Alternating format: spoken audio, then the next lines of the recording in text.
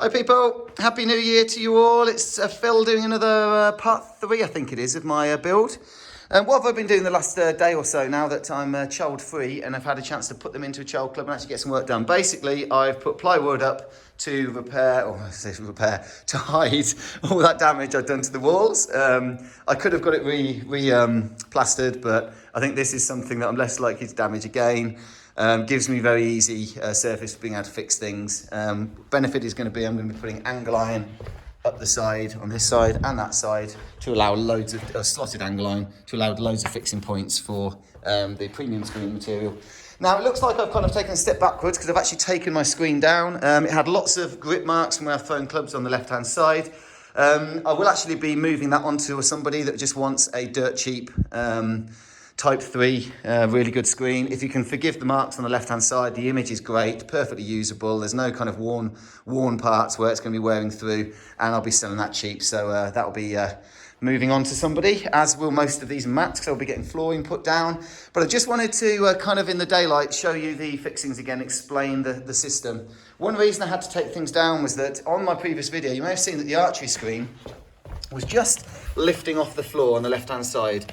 Because when you've got the weight of a heavy screen on there, you can probably see that wire is slightly bending, which means when you fix it, if you fix it with carbines the whole way, that edge is going to be higher up off the ground than in the middle where it's kind of more bent and it's sagging. So effectively, all I'm doing is using a heavy duty bungee cord on the far corners to basically give a roughly even spread for the archery screen. Now this is no more than just extra protection for me if I ever put a hole through an impact screen, which I've never done yet, that it wouldn't go and damage any glass doors that are behind there. So I think having two surfaces is always a good idea for anyone, unless you really don't have any damage risk from the back wall.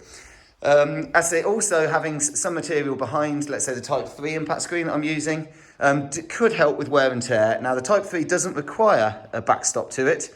It's designed to be used without one, but having one, as I say, can give it a bit of extra support and from a wear and tear point of view, increase the longevity.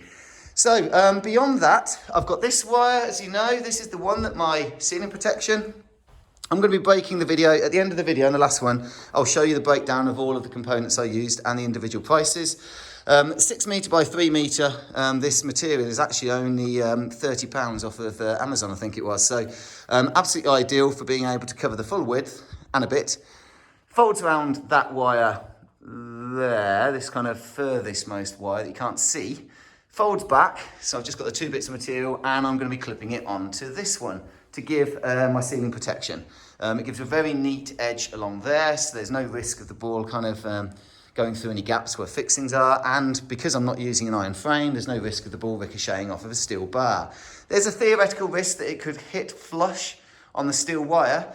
I think I've hit a few shots, I don't see that happening. Because I've got this material folding over the top, because I've got the material quite tight, it's difficult for the ball to kind of hit that point and come back. But I'll be doing plenty of videos, and of course if it does happen, I'll let people know. And a way of dampening that would just be to put a bit of extra material, like a towel or something, just in that middle section inside of where the material's folding around, and that would just give a bit of extra cushioning and stop that off foam. It could be anything really. Then we've just got, as I say, the archery screen coming up and over and attaching to that middle wire. If I had a bespoke archery screen made, I'd probably have it actually just attaching to the one wire. It would put a bit more tension on it and a bit more weight on it, so it would bend a bit more. But it would mean that I just had both materials. It means it's one less wire I have to put in the wall. Now, simply because I already had this archery screen, I was keen to use it, and I couldn't be bothered to take that wire out, so I just put an extra one in. So that's fine.